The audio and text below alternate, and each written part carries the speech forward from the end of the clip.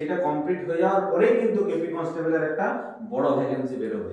এখানেও থাকবে male and female, খুব ভালো, ঠিক আছে, মেল অ্যান্ড ফিমেল এটা তাদের অপশন, একটা খুব ভালো অপশন যারা কেপি কনস্টেবলের জন্য প্রিপারেশন নিতে যাও।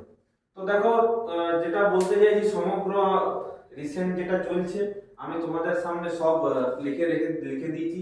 তোমরা এইগুলোর মধ্যে কি 2024 সাল যেটা বলছিল যে 2024 সাল is the year of the selection, তো তোমাদের ক্ষেত্রে this is the best option, ঠিক আছে। এই সময় আরো যত দিন যাবে তত ভ্যাকেন্সি একটার পর একটা বেরিয়ে যেতে যাবে। তোমাদের ক্ষেত্রে মেইন যেটা হবে সেটা হচ্ছে যে দেরি না করে প্রিপারেশনটা শুরু করে দাও, ঠিক আছে। প্রিপারেশন যত তুমি তাড়াতাড়ি শুরু করবে তত তোমার যেটা জার্নি সেটা তত সুলভ হবে, ঠিক আছে। আর আমাদের তো বললাম উড়ানে অল টাইম মানে নতুন ব্যাচ শুরু হতেই থাকে, আর সব